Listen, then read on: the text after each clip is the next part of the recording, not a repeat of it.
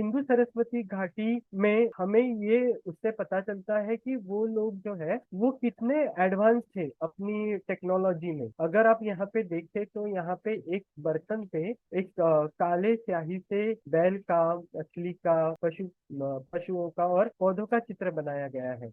यंत्र के पीछे का भी एक साइंस है। जैसे कि मैं जब बटन दबाता हूँ यानी कि मैं तंत्र का इस्तेमाल कर रहा हूँ। यंत्र जो है ये मेरा बल्ब है और मंत्र जो है वो उसमें निहित शक्ति है यानी कि इलेक्ट्रिसिटी। वैसे ही मंत्रों से मैं एक यंत्र चार्ज करता हूँ और उससे मुझे कुछ आउटपुट मिलता है जैसे कि एनर्जी मिलती है। इसीलिए हमारे यहाँ पे तंत्र संप्रदाय में यंत्रों का बहुत बड़ा योगदान है यानी कि बहुत बड़ा इस्तेमाल है। अगर हम चित्रकला की बात करें, भारतीय चित्रकला की बात करें, तो भारतीय चित्रकला विशेषतः दो भागों में डिवाइड हुई है। एक आदिवासी चित्रकला और दूसरी लोक चित्रकला। आदिवासी चित्रकला जो है वो निसर्ग के नजदीक जाने वाली चित्रकला है और लोक चित्रकला में मनुष्य के संस्कृति का हमें दर्पण दिखाई देता है।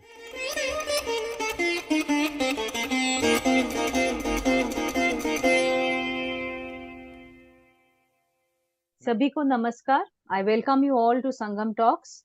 ओंकार जोशी जी, आपका बहुत बहुत स्वागत है संगम टॉक्स में। ये भारतीय ज्ञान परंपरा के अंतर्गत भारतीय चित्रकला का विशेष अध्ययन कर रहे हैं। प्राचीन भारतीय चित्रकला के ऑनलाइन वर्कशॉप्स भी लेते हैं।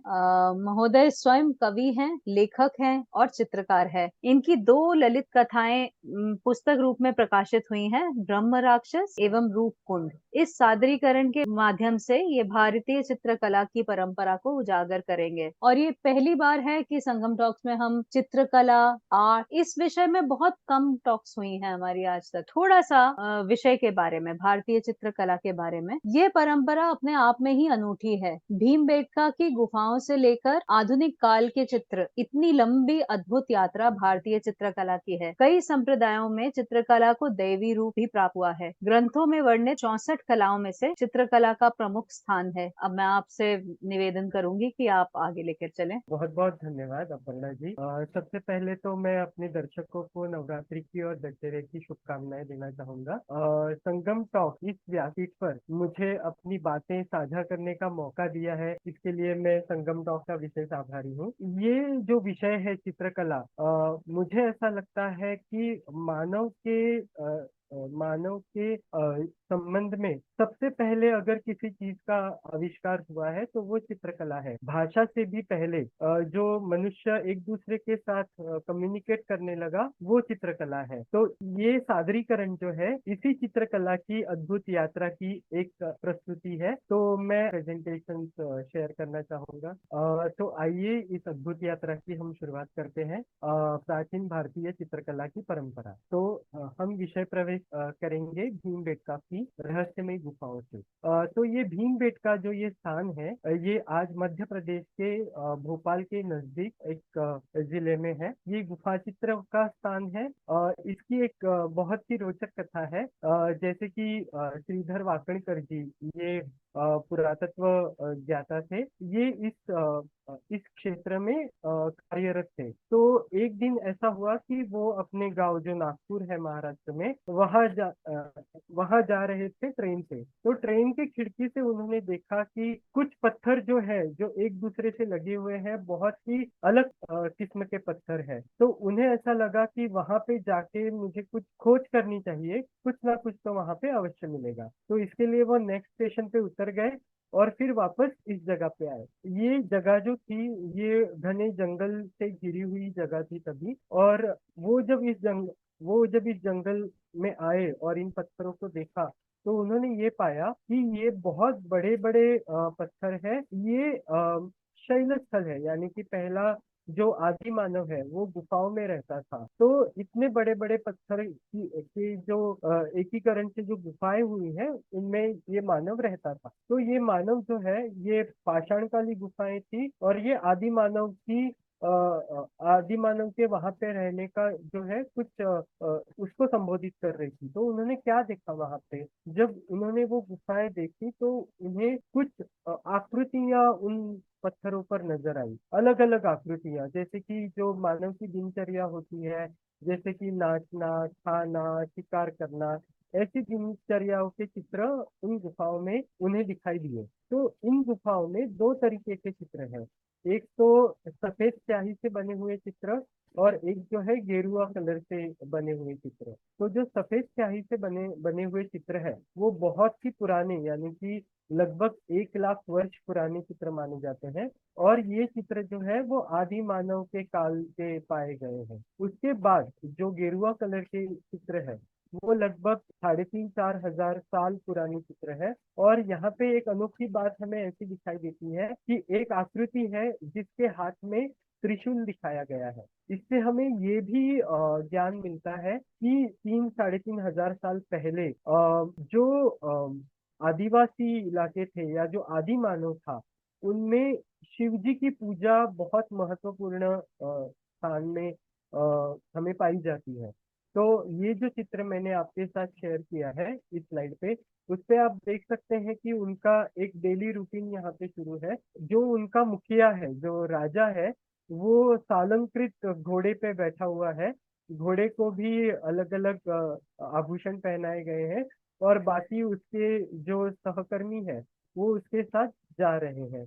यहाँ पे एक शिकार का चित्र हमें दिखाई देता है। तो अगर भारतीय चित्रकला की हम बात करें तो हमें भीमबेटका की गुफाओं से ही हमें शुरुआत करनी पड़ेगी, क्योंकि ये लगभग जो है भाषाएं विकसित होने से पहले जो मनुष्य एक दूसरे के साथ कम्युनिकेट करता था, ये उसी के जो है संदर्भ में हमें चित्र यहाँ पे दिखाई देते हैं। उसके बाद ये ये जो काल है पाषाण काल, उसके बाद हम आगे बढ़ेंगे तो हमें सिंधु सरस्वती घाटी यानी कि वैदिक काल के बारे में हमें जानकारी मिलती है।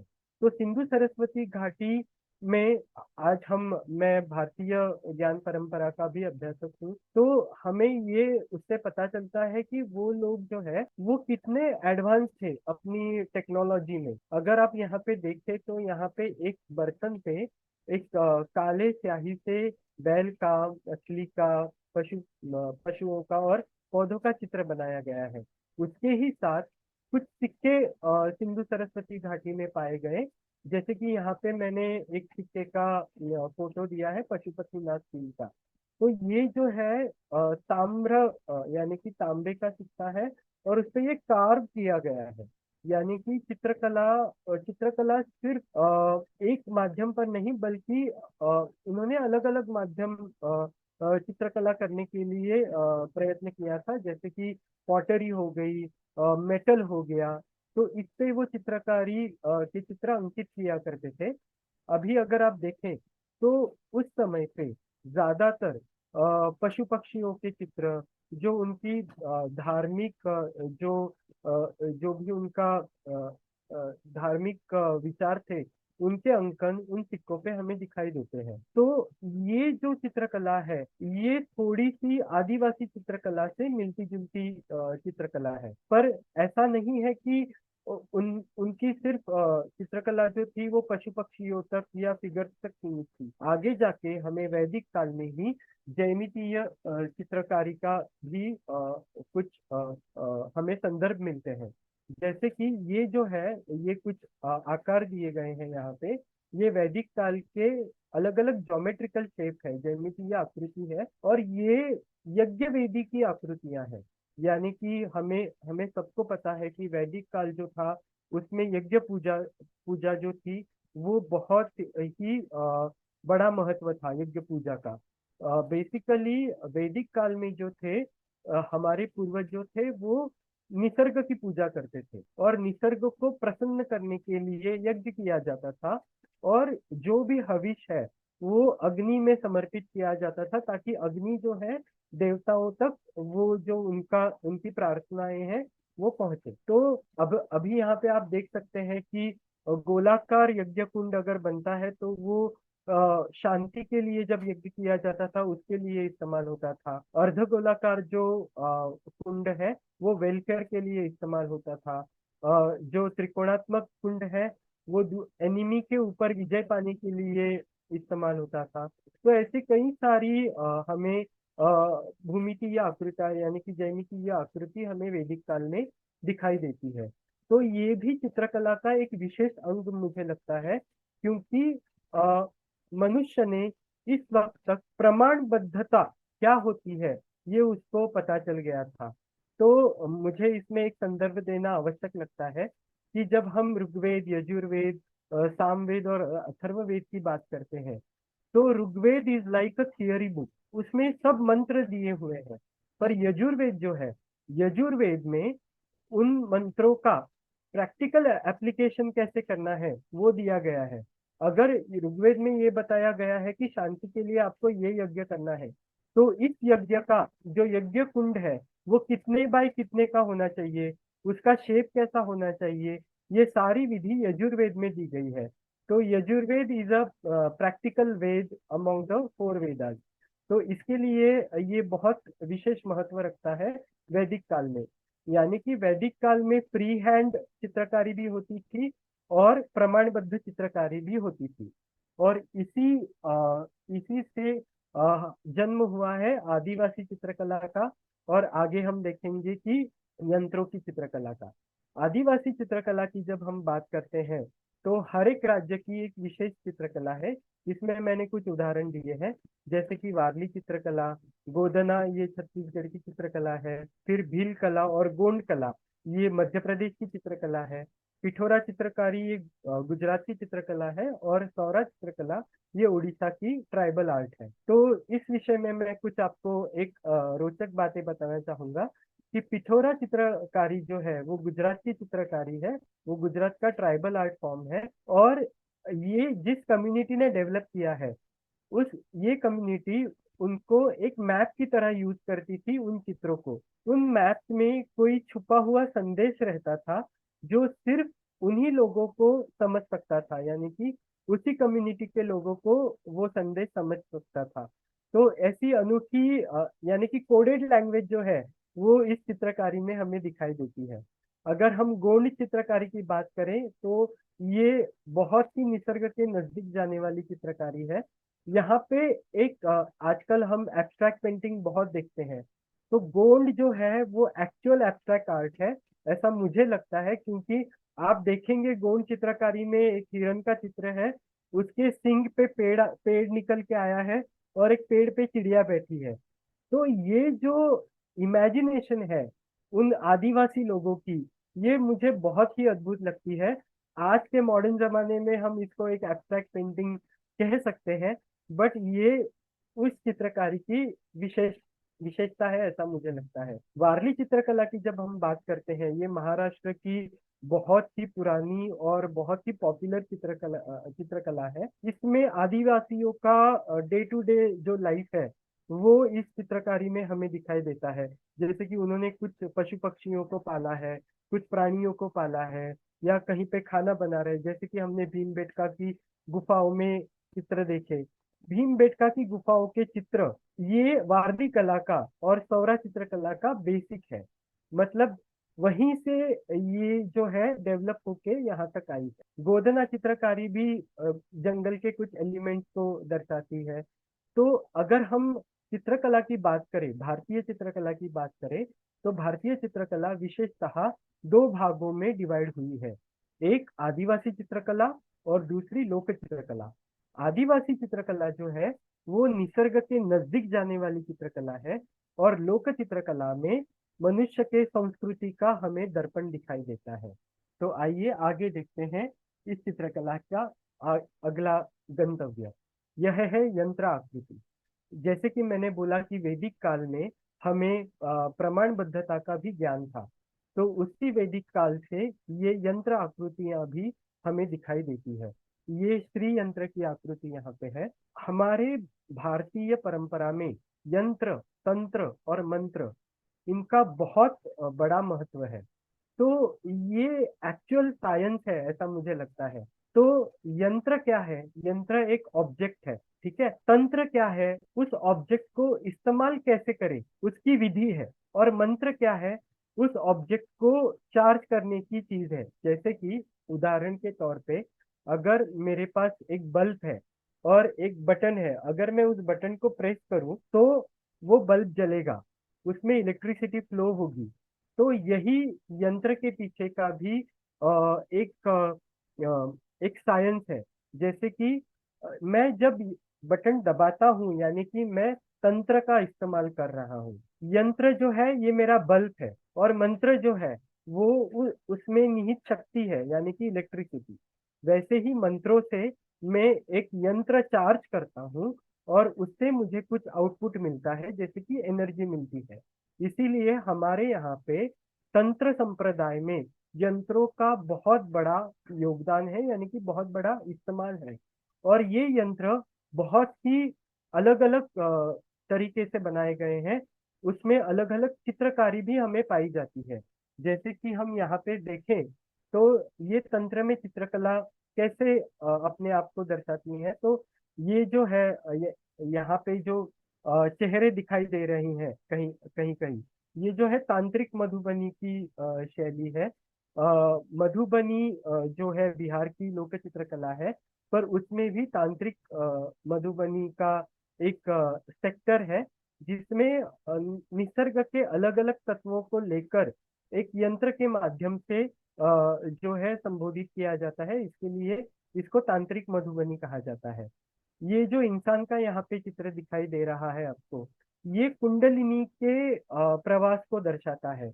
यानी कि मूलाधार चक्र से जब कुंडलिनी निकलती है और सहस्त्रार के सहस्त्रार चक्र में बैठे शिव को मिलती है, तो उसी इतने एब्स्ट्रैक्ट विचार को एक चित्र में उन्होंने दर्शाया है। जैसे कि हम देख सकते हैं, यहाँ पे नासिका में ईड़ा और पिंगला नाड़ी है जो मिल रही है, और आज्ञा चक्र भी हमें दिखाई देता है, और ऊपर जो कमल पुष्पदल है वो सहस्त्रार चक्र है, जो कि शिव जी का स्थान है। तो कुंडलिनी ये जो संकल्पना है, ये पूर्णतः तंत्र की संकल्पना है। उस तंत्र को चित्र में ढाल के लोगों को समझाना बहुत ही आसान हो जाता है। इसलिए तंत्र में चित्रकला का बहुत ही बड़ा महत्व है। आगे आते हैं ज्यामितीय आकृति। तो ज्यामितीय आकृति हमारी डे टू डे लाइफ में कैसे है? देखिए, हम गणित में और भूमिति में तो हम इनका बड़ा इस्तेमाल करते हैं, पर अगर देखें आज भी हमारे घर में, भारतीय घर में, शहरों में भी और गांवों में भी, हमारी जो माँ होती है, पत्नियां होती है, वो रोज सुबह जब पूजा होती है तो घर के बाहर रंगोली बनाती है। तो ये जो है रंगोली, ये क्या है? ये ज्यामितीय आकृति ही है।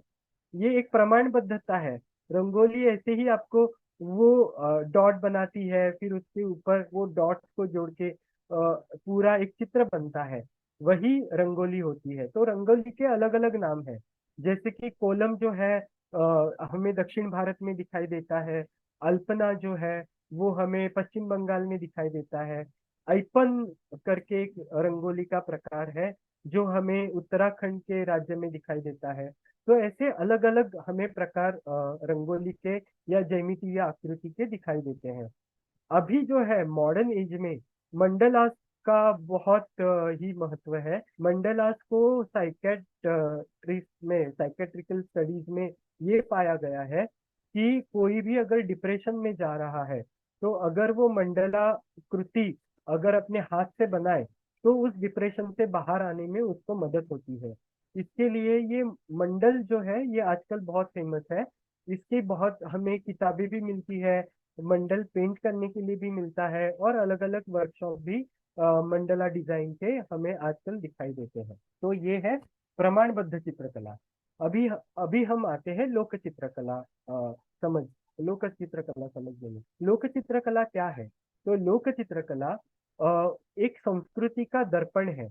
यानी कि क्या है, उस संस्कृति के बिलीफ क्या है, उस संस्कृति का रहन सहन क्या है, उस संस्कृति में किस चीज को ज्यादा महत्व दिया गया है, इन सारी चीजों का जिसमें समन्वय है, उसको लोक चित्रकला कहा जाता है। तो ये लोक चित्रकलाएं हमें भारत के हर एक राज्य में दिखाई देती है। ये एक मानचित्र है हमारे भारत का, जहाँ पे अलग अलग राज्यों की चित्रकलाओं को हमने दर्शाया है। जैसे कि महाराष्ट्र में चित्रकथी है, वारली पेंटिंग्स है, तमिलनाडु में तंजावर है, केरला में केरला के भित्ति चित्र है, गुजरात में मातानी पछेड़ी है, मध्य प्रदेश में जैसे कि हमने देखा गोंड है।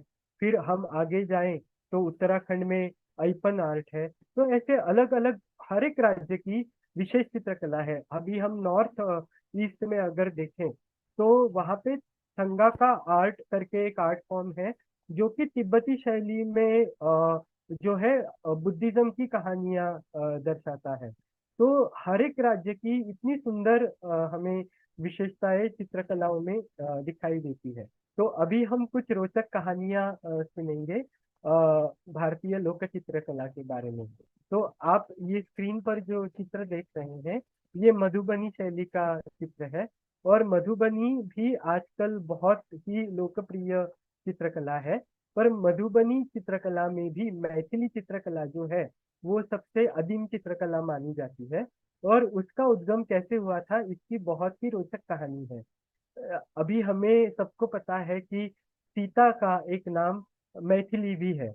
ऐसा कहा जाता है कि मैथिली राज्य की राजकुमारी जो है वो सीता है। तो सीता और प्रभु राम जी का जब विवाह हुआ तो विश्व भर से बहुत सारे लोग आए थे उस विवाह में सम्मिलित होने के लिए।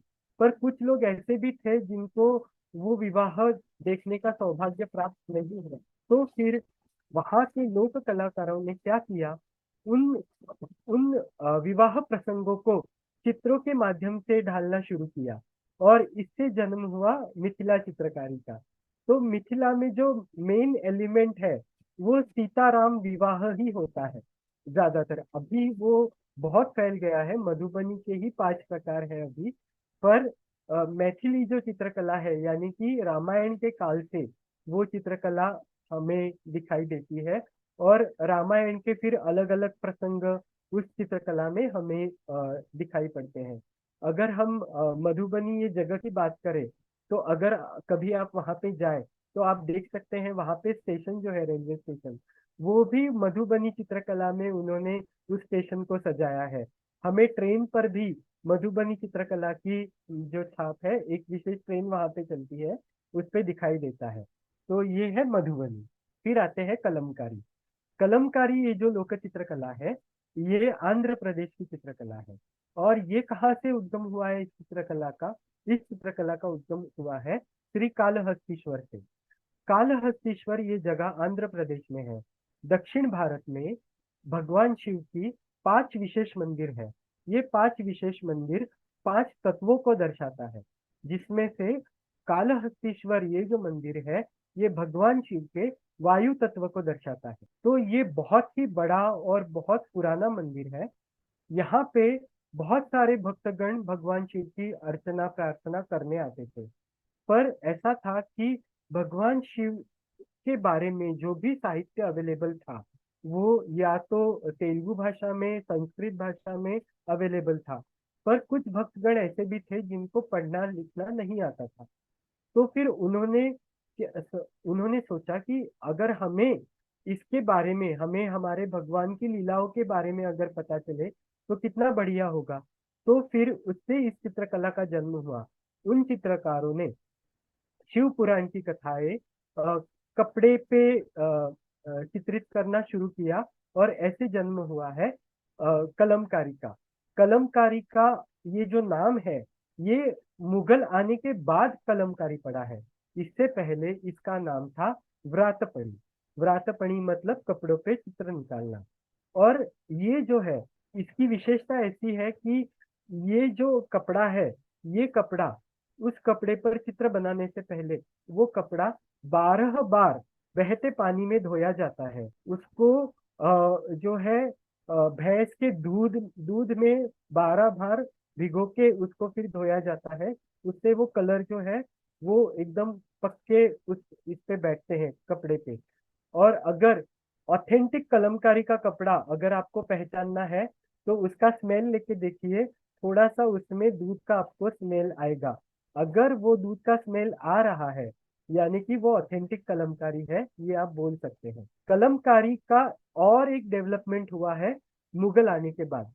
मुगल आने के बाद कलमकारी में मछलीपट्टनम कलमकारी का एक प्रकार आ गया, जिसमें ब्लॉक प्रिंटिंग जो अभी होती है, लकड़े के ब्लॉक्स होते हैं उस पे जब प्रिंट की जाती है तो उसको ब्लॉक प्रिंटिंग बोलते हैं। वो जो लकड़े के ब्लॉक होते हैं वो कपड़ों पे प्रिंट किए जाते हैं।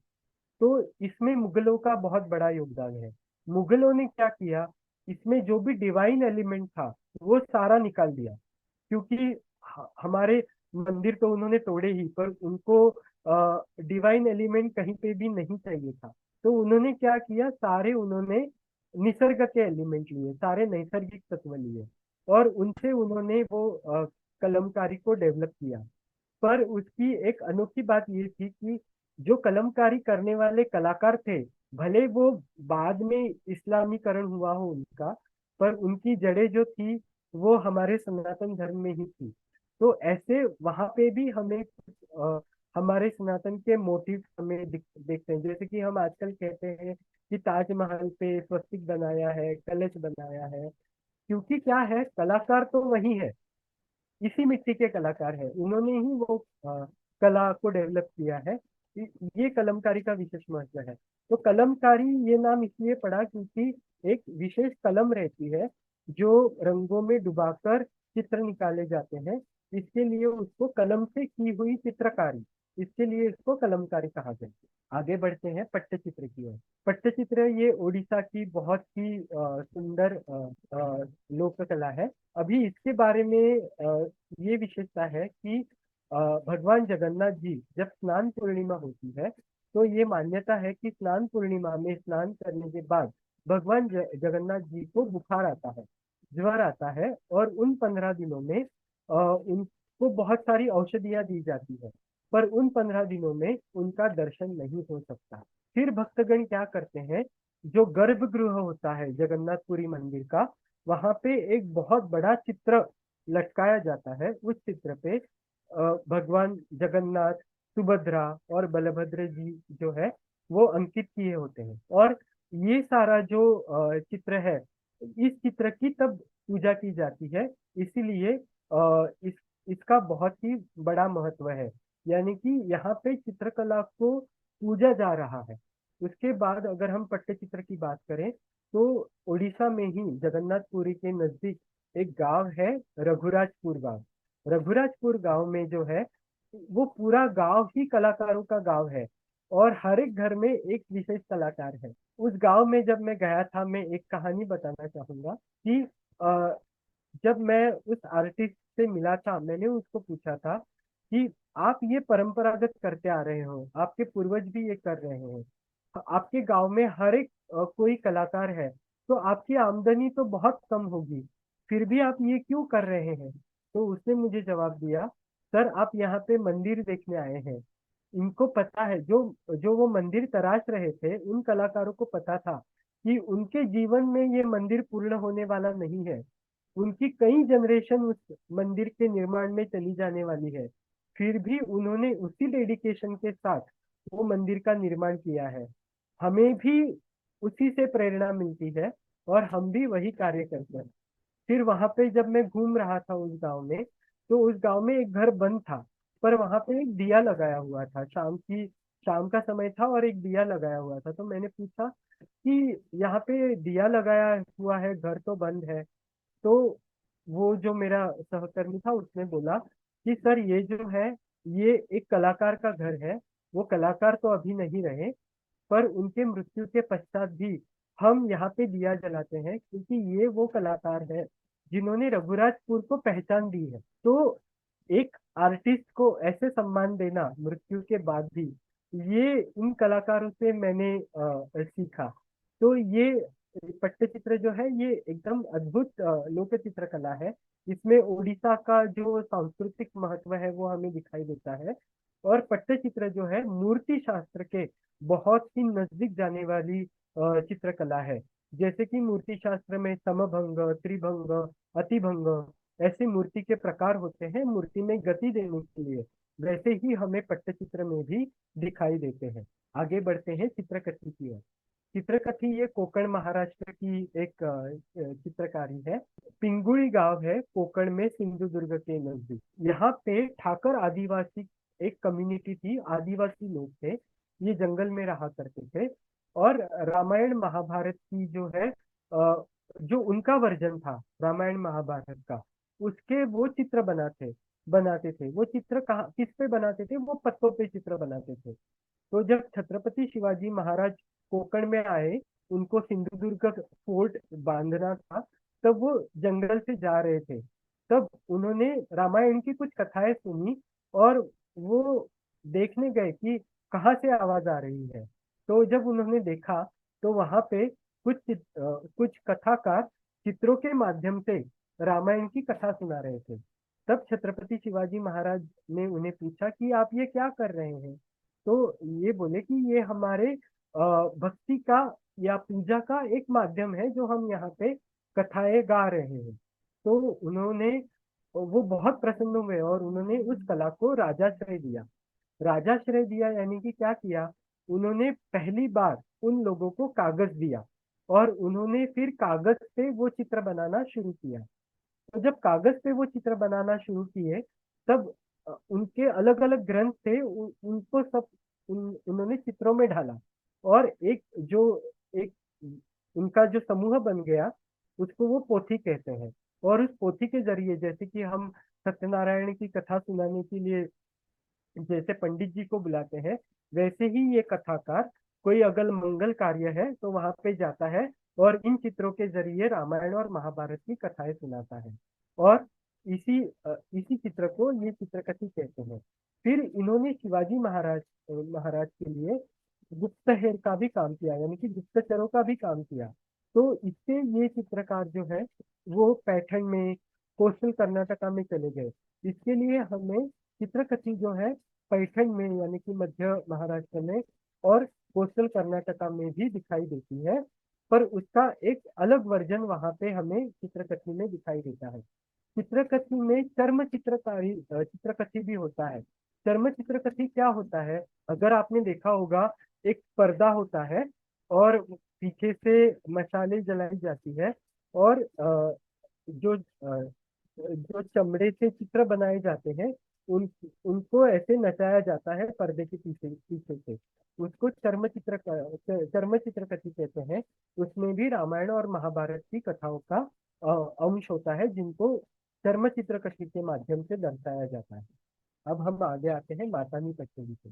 मातानी पचेड़ी एक भक्ति का अनूठा एक उदाहरण है। गुजरात में 64 देवियों की बहुत ही बड़ी मान्यता है। और 64 देवियों की मान्यता मतलब इनका एक कम्युनिटी है जो इनको बहुत मानती है। और ये 64 देवियां 64 योगिनियों का ही रूप माना जाता है। तो ये गुजरात, कुछ राजस्थान ऐसे भागों में ये माताएं हैं, जैसे कि विशत माता, बहुचरा जी, ऐसी मेलेडी माता, इनका बहुत ही महत्व है। तो वाघेरी समाज है गुजरात में, उनको मंदिर प्रवेश वर्जित था। अगर उनको दर्शन करना है तो वो बाहर से ही, मंदिर के बाहर से ही दर्शन कर सकते थे, मंदिर में आना वर्जित था। तो इस समाज का जो मुखिया था, उन्होंने ये रास्ता ढूंढ के निकाला कि ठीक है, अगर हम मंदिर में प्रवेश नहीं कर सकते तो हमने जो चित्र बनाए हैं ये माता को समर्पित करें। तो ये इस बात के लिए तो सारे मान गए। और फिर माता की अलग अलग लीलाओं को कपड़ों पे चित्रित करना शुरू हुआ। और ये कपड़े जो है माता के विग्रह के पीछे लटकाए जाते थे। इसके लिए उसको मातानी पछेड़ी कहा जाता है। पछेड़ी मतलब पीछे, माता के पीछे। तो ये जो है, इसको गुजरात की कलमकारी भी कहा जाता है। नैसर्गिक रंगों से ये चित्र बनाए जाते हैं।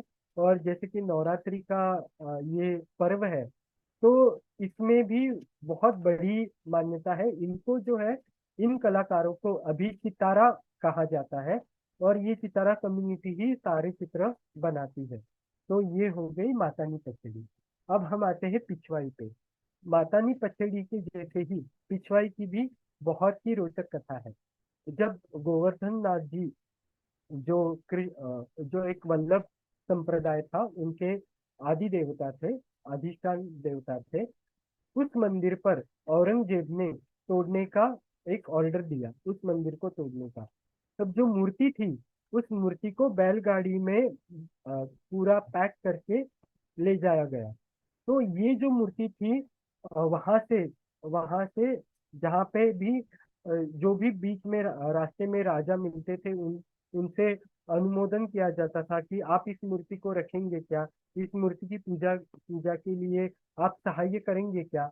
तब सारे जो है राजाओं ने उनको नकार दे दिया, क्योंकि सारे जो है मुगलों की दहशत से डरते थे।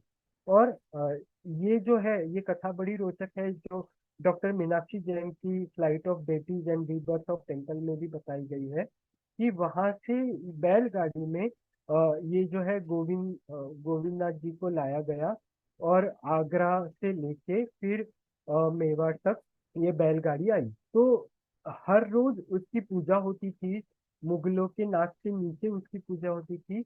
बट जब मेवाड़ के नजदीक आई तो वो बैलगाड़ी आगे नहीं बढ़ पाई। तो पुजारियों को लगा कि शायद ये भगवान की मंशा है कि उनको यहीं पे रहना है। तो वहां के जो राजा थे उनको पूछा गया क्या आप इनको रखेंगे। तो उन राजा ने मान्यता दे दी और भगवान के लिए बहुत ही सुंदर मंदिर बना दिया, और वहां पे उनकी स्थापना हुई। और वहां पे जब उनकी स्थापना हुई तो उनको श्रीनाथ जी कहा गया। श्रीनाथ जी जैसे ही वहां पे उनकी स्थापना हुई, बहुत सारे कलाकारों ने अपनी भक्ति प्रदर्शन के लिए कृष्ण लीलाओं को जो है चित्रित करना शुरू किया, और ये श्रीनाथ जी को समर्पित करने लगे। तो यही चित्र श्रीनाथ जी के विग्रह के पीछे लटकाए जाते थे, इसीलिए उसको पिछवाई भी कहा जाता है। पिछवाई मतलब मूर्ति के पीछे, यानी कि श्रीनाथ जी के पीछे। तो ऐसे वो गोविंद नाथ जी राजस्थान में आके श्रीनाथ जी नाथ द्वार के श्रीनाथ जी बन गए। ये थी कुछ लोक कलाओं की रोचक कथाएं। अब हम आते हैं कि भारतीय प्राचीन ग्रंथों में चित्रकला का क्या महत्व है। अगर हम यहाँ पे मैंने दो फोटोज दिए हैं। एक फोटो जो है वो ताड़पत्री पे चित्रकारी की गई है। ताड़पत्री पे जब चित्रकारी होती है उसमें कुछ श्लोक होते हैं, उन्हीं श्लोकों को चित्रों के माध्यम से दर्शाया जाता है।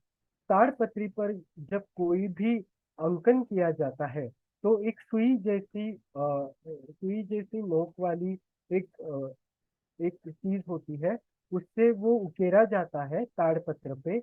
और जो जो काजल होता है, जो दिया जलने के बाद जो हमें काजल मिलता है, उस काजल से वो उसको घिसा जाता है। फिर वो चित्र या उस पे जो अक्षर अंकित किए गए हैं वो उभर के आते हैं। उसके बाद मैंने यहाँ पे एक दुर्गा सप्तशती का एक बहुत पुराने ग्रंथ का एक फोटो दिया है, जिसमें हम देख सकते हैं कि कुछ श्लोकों की कैलीग्राफी की गई है।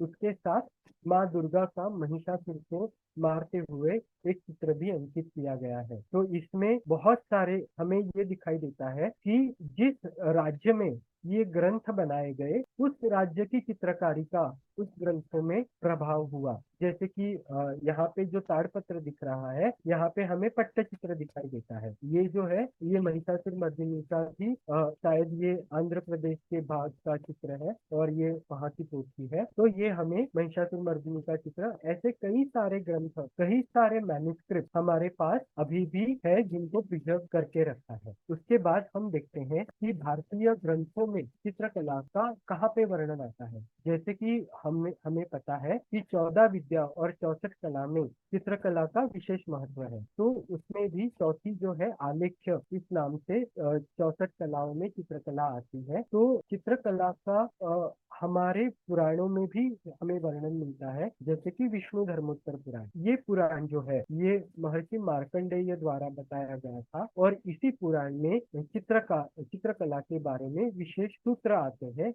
जिनको विष्णु धर्मोत्तरीय चित्र सूत्र भी कहा जाता है। यही चित्र सूत्र फिर आगे जाके मंदिर स्थापत्य कला, मंदिर मूर्ति कला, इनका इनका फाउंडेशन बना है।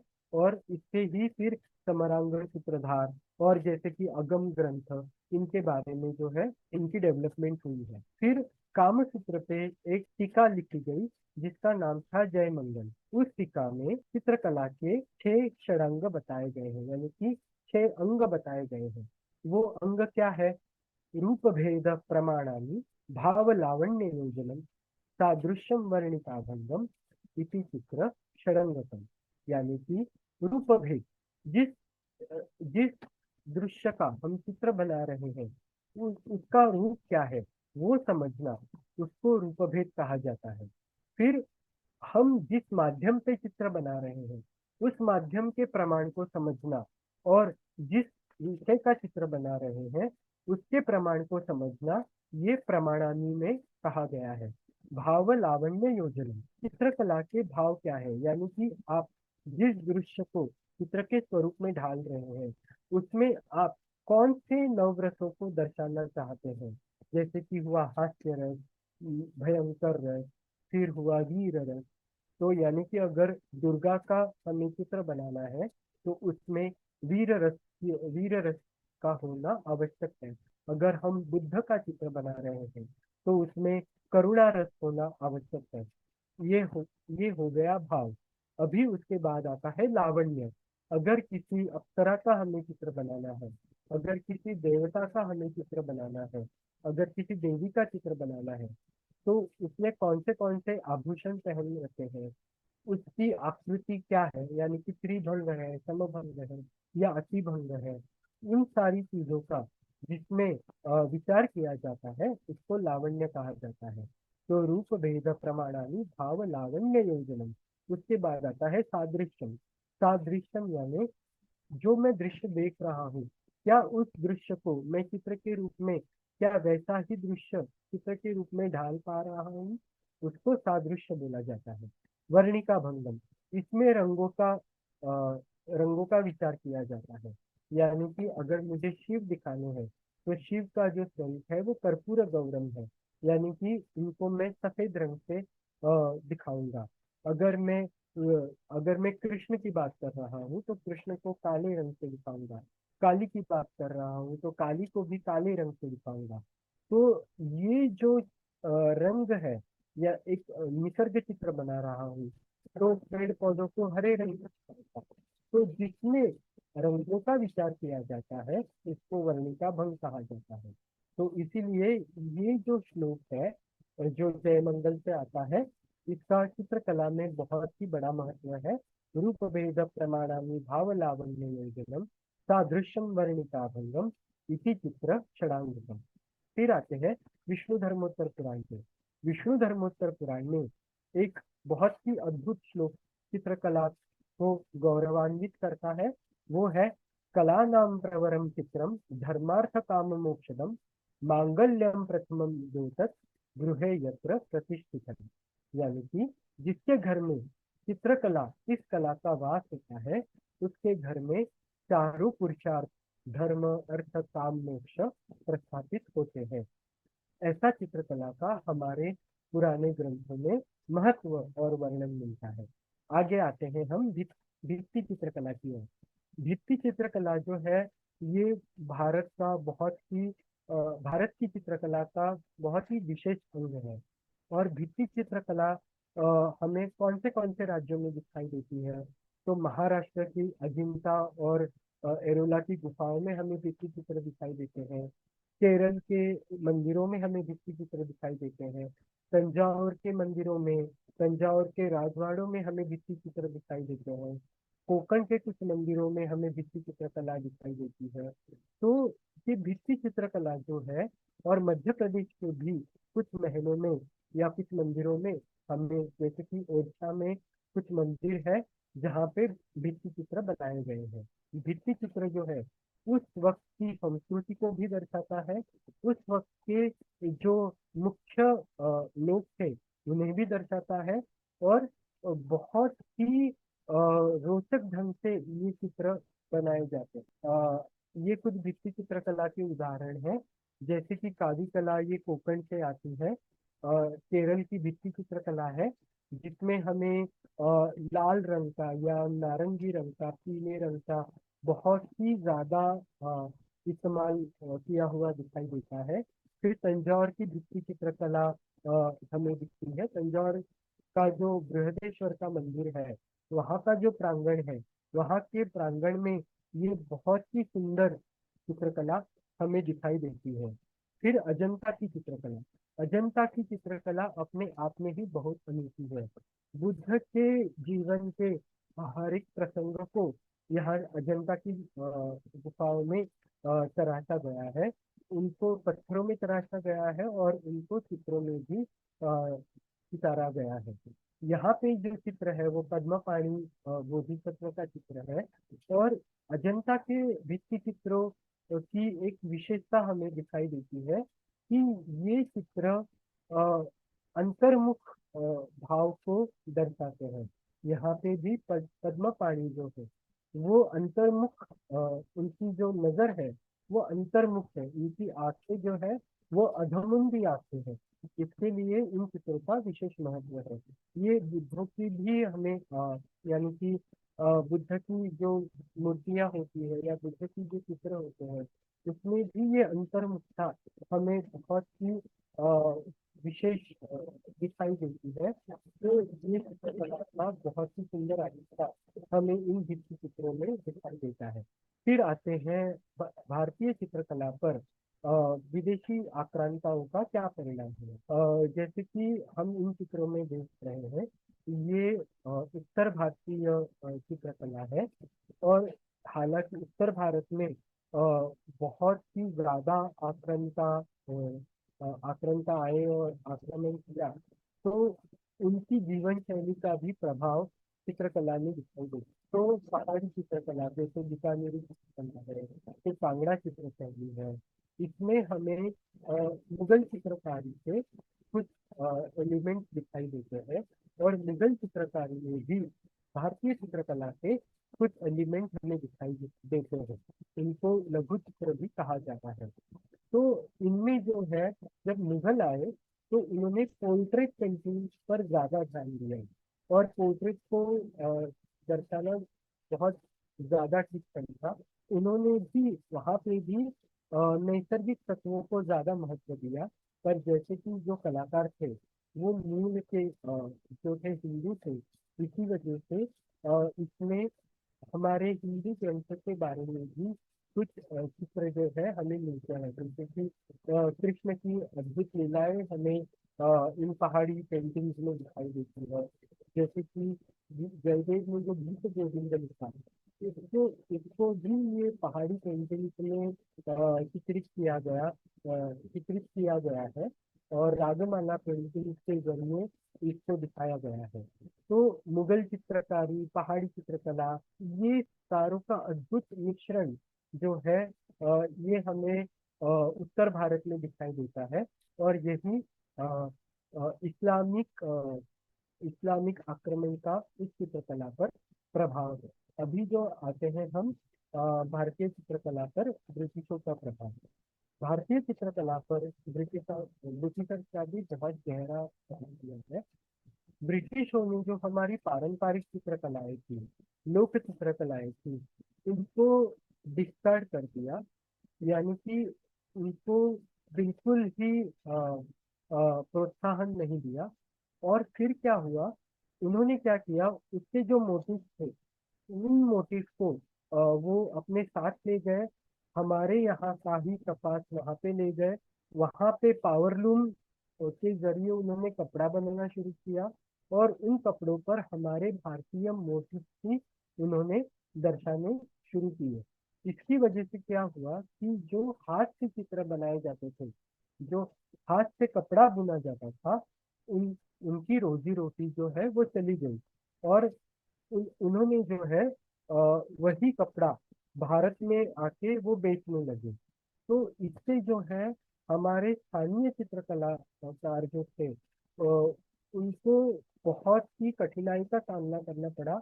और उनको फिर अपना पारंपरिक व्यवसाय छोड़ के नए व्यवसाय ढूंढने को वहां पे मजबूर किया गया। और अंग्रेजों ने फिर जब इंग्लिश लैंग्वेज जो थी वो कंपलसरी की थी, तो इसी वजह से जो है फिर उन्होंने नौकरियां करना शुरू किया और फिर पारंपरिक व्यवसाय जो थे वो पीछे पड़ने लगे। यहाँ पर मैं एक बात बताना चाहूंगा कि अंग्रेज जो थे उन्होंने पहली बार ऑयल पेंटिंग यानी कि ऑयल कलर भारत में इंट्रोड्यूस किए हैं।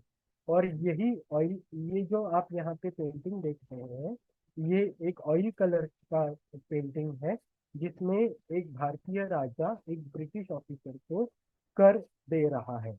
तो ऐसे चित्र ब्रिटिशों के द्वारा बनाए गए, उनको कंपनी चित्र भी कहा जाता था।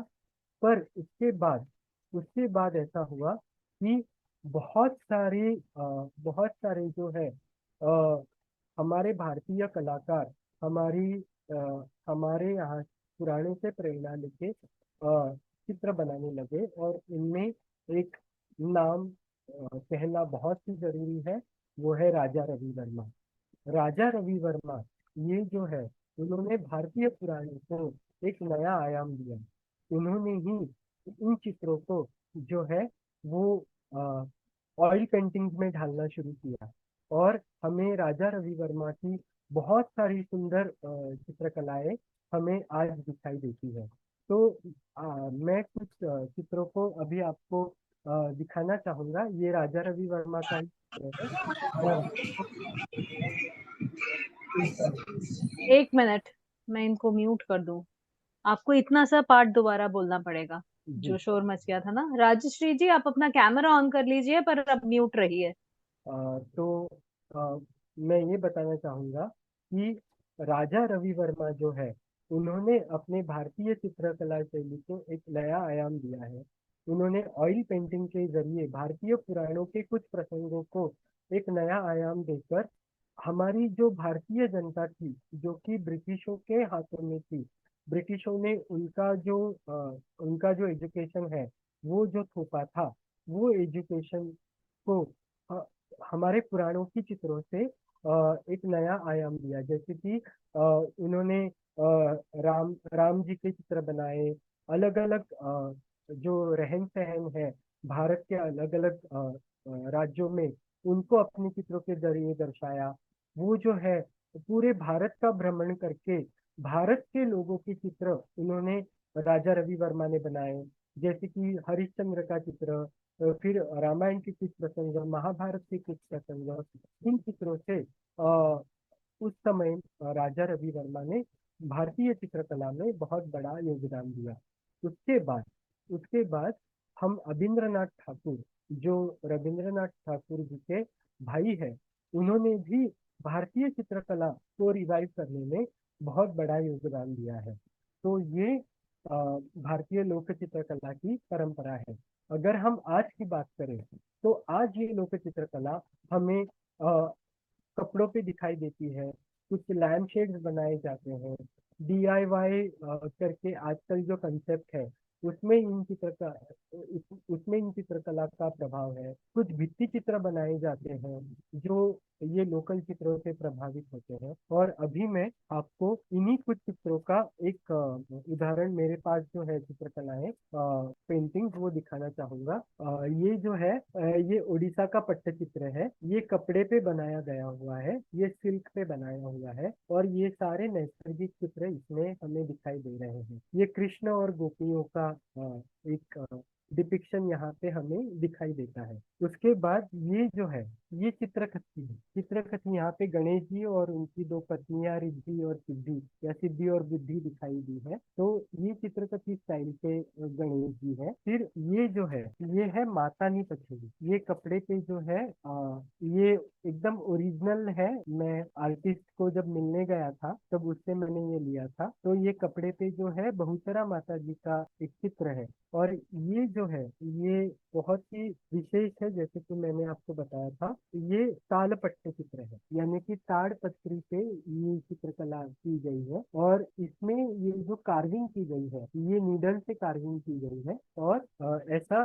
इसके लिए इसको ताड़पट्ट चित्र ये कहा जाता है। तो ये चित्रकला का जो है अद्भुत प्रवास है। मैं यहाँ विराम लूंगा। धन्यवाद। मेरे पास एक दो प्रश्न है। हाँ जी, बोलिए ना। एक तो मैंने पूछना था, ये जो आपने बताया था कर्म चित्र कथी, चर्म चित्रकथी यानी कि लेदर पपटरी। तो उसमें जो डिजाइन्स थे वो क्या पैठनी साड़ियों में भी इनकॉर्पोरेट हुए थे? नहीं, पैठनी नहीं। का ज्यादातर मोटिव पीकॉक रहता है, जी। पीकॉक या पैरेट रहता है। जी। चित्रों को पैठनी साड़ियों में नहीं लाया गया। एक और प्रश्न था कि ये जो यंत्र चित्रकला है, इसमें आपने एक शब्द इस्तेमाल किया था, प्रयोग किया था, प्रमाणबद्धता। मतलब ये फिर से बताएंगे आप चित्रकला से? जी जी, बिल्कुल। जब कोई यंत्र बनाया जाता है तो प्रमाणबद्धता यानी कि अभी वो जो वैदिक काल की चित्रकला है, वैदिक काल में फ्री हैंड भी बनाया जाता था। फ्री हैंड जब बनाते हैं तब उसका कोई सेंटीमीटर, ये इतने मीटर का होना चाहिए, इतने सेंटीमीटर का होना चाहिए, ऐसा नहीं होता था। पर उसमें प्रमाणबद्धता कब आई, जब ज्यामितीय आकृति हमने शुरू की। जैसे कि अगर कोई यज्ञवेदी मुझे बनानी है तो ये इतने बाय इतने इंच की ही बनानी है या इतने बाय इतनी फीट की ही बनानी है, इसीलिए वो प्रमाण में ढाली गई, तो वो चित्र प्रमाण में आ गए। तो कोई भी यंत्र जब हम बनाते हैं तो उस यंत्र का एक मेजरमेंट होता है, इसीलिए उसको प्रमाणबद्धता कहा जाता है। जो आपने चित्र दिखाए थे उसमें एक तरफ तो कुंडलिनी का था, वो पुरुष का था, और दूसरी तरफ देवी देवी के स्त्री का जी जी वो था यंत्र। जी। अब अगर हमें उस तरह के चित्र लेने हो वैसे ही हम ले सकते हैं, या ये केवल यंत्र या तंत्र प्रयोग में ही उपयुक्त नहीं होते नहीं, हैं? ले सकते हैं, ले सकते हैं, ऐसा नहीं है कि इस्तेमाल होते, पर वो एक आर्टिफैक्ट नहीं है। तो हम जब कहीं से लेने जाएं यंत्र चित्रकला हम मांगते हैं तो हमें वो एक वो श्री यंत्र जैसा यंत्र दिखाते हैं बस। जी अब जी जी। इसका कुछ विशेष नाम होगा? ये जो है तंत्र में भी अलग अलग संप्रदाय हैं और उन संप्रदायों के अलग अलग चित्र हैं, तो ये चित्र सार्वजनिक नहीं किए जाते हैं। अभी जब हम श्री यंत्र बोलते हैं तो श्री यंत्र तो बहुत ही सार्वजनिक है, तो अलग अलग ये गणेश जी का यंत्र है, ये साईं बाबा का यंत्र है, ये ऐसा होता है। पर तंत्र में जब चित्रकला आती है तो ये जो चित्रकला है ना, उस संप्रदाय की विशेष चित्रकला होती है जो सार्वजनिक नहीं की जाती है। उन वो चित्रकला उन ग्रंथों के लिए ही होती है, तो आप एज अ कलाकार उसको बना सकते हैं, पर ये आपको कहीं मिलेंगे नहीं, वो उस संप्रदाय में ही ये सुरक्षित रहते हैं, ऐसा है। तिब्बतन बुद्धिज्म में तंत्र का काफी महत्व है। जी बहुत सारे उनके जो प्रैक्टिसेस हैं वो तंत्र पे आधारित हैं। उसमें मैंने देखा था कि कुछ वॉलंटियर्स बैठ के ना वो पेंट कर रहे थे। एक तो प्रशियन ब्लू कलर का कुछ उसको हिंदी में क्या कहते हैं मालूम नहीं, प्रशियन ब्लू को गोल्ड के साथ में जी पेंट करते थे वो तंत्र में। जी। मुझे कुछ बताएंगे इन रंगों के बारे में? जो हमारी लोक चित्रकलाएं हैं ना, उसमें 5 रंगों का विशेष महत्व है जो कि नैसर्गिक रूप से मिलते हैं। जैसे कि पीला रंग, फिर लाल रंग, सफेद रंग, काला रंग और नीला रंग। नीला रंग जो है वो इंडिगो से बनाया जाता था, नील नील से बनाया जाता था। और नीले रंग को बुद्धिज्म में विशेष महत्व है, क्योंकि वहाँ पे जो है नीला और सफेद, ये दोनों रंगों को बहुत ही विशेष महत्व है। वहाँ पे वो शांति के प्रतीक माने गए हैं, नीला और सफेद रंग। तो नीले रंग का वहाँ पे तंत्र में खास करके, मतलब देखिए, तंत्र जो एक संप्रदाय है वो मोक्ष के पास जाने का एक फास्टेस्ट वे है, तो इसीलिए इसमें इतनी सारी विधियां हैं। ये रंग जो है, साइंस ने ये प्रूव किया है कि ये एक कुछ वाइब्रेशंस देते हैं हमें। जैसे कि अगर आप सफेद रंग देखें तो आप, अगर आप ब्राइटनेस देखें तो आपका मन बहुत प्रफुल्लित होगा। अगर आप कोई डल रंग देखते हैं तो आपका मन ज्यादा लो हो जाएगा। तो ये रंगों का परिणाम बहुत होता है। तो जब कोई विधि विधि शुरू होती है तो उस अपने मन को उजागर करने के लिए, या वो भावना मन से उजागर हो, इसीलिए भी रंगों का इस्तेमाल किया जाता है। जैसे कि विशेषता, अगर आप देखें, अभी दुर्गा पूजा चल रही है तो बंगाली जो है वो सिंदूर खेला करते हैं, जिसमें सिंदूर खेलते हैं वो लोग। तो लाल रंग हमेशा दुर्गा से जोड़ा गया है, वो वीरता का प्रतीक है। तो वो वाइब जो हमें मिलते हैं आजकल के लैंग्वेज में हम बोले तो वो उन रंगों से हमें मिलती है, इसीलिए रंगों का किसी भी तंत्र में बहुत बड़ा महत्व है। In Vedic philosophy there is no such a thing कि ये ये चीज उसके लिए, ये चीज उसके लिए। हमने सारे निसर्गों के रंगों को अपनाया है। ऐसा नहीं है कि हमने, अभी अगर हम देखें तो साउथ इंडिया में अगर पार्वती जी का हमें चित्र बनाना है तो उनको हरे रंग से रंगते हैं, क्योंकि वो प्रकृति का एक सिंबोलिज्म है पार्वती जी। अगर हम वही नॉर्थ साइड में देखें तो पार्वती जी गोरे रंग की दिखाई देती है, क्योंकि वो गौरी है, वहाँ उनकी गौरी के रूप में पूजा की जाती है। वही बंगाल में अगर आप जाएंगे तो उनको काले रंग से दिखाया जाता है, पर काला रंग काली को रिप्रेजेंट करता है, जो कि उनके लिए बहुत शुभ है। तो हमारी संस्कृति में ऐसे रंगों के प्रति कुछ भेदभाव तो नहीं किया गया, पर एक है कि जो रस है, जैसे कि वीर रस, शांत रस, उनको दिखाने के लिए रंगों का इस्तेमाल किया गया है। जैसे कि शांत रस को दिखाने के लिए सफेद रंग का इस्तेमाल किया गया, वीर रस को दिखाने के लिए लाल रंग का इस्तेमाल किया गया। जब हमें कोई वैश्विक चीज दिखानी है, जैसे कि श्री कृष्ण का विश्व रूप दर्शन दिखाना है, तो हम नीले रंग का ज्यादा इस्तेमाल करेंगे, क्योंकि वो आसमान का रंग है। मिट्टी का रंग जो होता है, वो ब्राउन कलर जो होता है, वो भी अगर हम डेली लाइफ हम दिखा रहे हैं, तो मिट्टी के, जैसे कि हमने वारली पेंटिंग्स में देखा कि गेरुआ रंग और सफेद रंग, इनको ज्यादातर, इनका ही इस्तेमाल ज्यादातर हुआ है। तो ऐसे हमारी संस्कृति में रंग का इस्तेमाल किया गया है। अभी बता सकते हैं थोड़ा कौन सा रंग कौन से भाव का प्रतीक है? जितना मुझे पता है उतना मैं बता देता हूँ कि जब भी हमें अगर हम, जैसे कि हमने बोला कि शांत रंग को सफेद रंग जो है वो वो रिप्रेजेंट करता है, तो हमारे तिरंगे में भी एक सफेद रंग है, जो शांति का ही प्रतीक है। ठीक है। जैसे कि यहाँ पे जो है नीला रंग जो है, नीला रंग जो है वो हमारे नीला रंग आसमान का रंग है। इसके लिए कोई भी अगर साधना कर रहा हो, तो उसके लिए नीला रंग बहुत ही उपयुक्त होगा, क्योंकि हम ऐसी मान्यता है कि हमें अगर ऊपर जाना है, किसी भी चीज का आरोहण करना है, तो हमें हमारी नजरें ऊपर की तरफ चली चाहिए, तभी नीला रंग बहुत, जब हमें कोई सर्व समावेशक चीज दिखानी है, तो हम नीले रंग का इस्तेमाल करते हैं। इसीलिए कृष्ण को हम नीले रंग में ज्यादातर दिखाते हैं। फिर काले रंग को अगर हमें दिखाना है, तो अगर कोई उग्र उग्रता हमें दिखानी है, कोई भयंकर चीज हमें तो हम काले रंग का इस्तेमाल ज्यादा करते हैं। जैसे कि तंत्र में बहुत, ये हिंदी हिंदी फिल्मों में बहुत ज्यादा दिखाया गया। काली एक कोई डॉल होती है, उसके ऊपर वो ये सुई जैसी कोई चीजें जो है वो चुभाते हैं। तो ब्लैक मैजिक जिसको हम बोलते हैं, काला जादू, तो कोई भी ऐसा ऐसी डार्क चीज को दिखाने के लिए काले रंग का इस्तेमाल ज्यादा होता है। फिर उसके बाद आता है केसरिया रंग या लाल रंग। केसरिया रंग जो है वो, जैसे कि मैंने पहले भी बताया, वीरता का प्रतीक है, वो वीरता को ही दर्शाता है। इसके लिए केसरिया रंग जो है, हमारे राजस्थान का जो स्टेट है, वहाँ पे बहुत ही बड़ा महत्व है इसका, क्योंकि उस स्टेट में वीरता को बहुत बड़ा महत्व दिया गया है। और जैसे कि हम मध्य भारत में इसको भगवा रंग भी कहते हैं। हम हमारे देवताओं को भी सिंदूर के रंग में रंग देते हैं।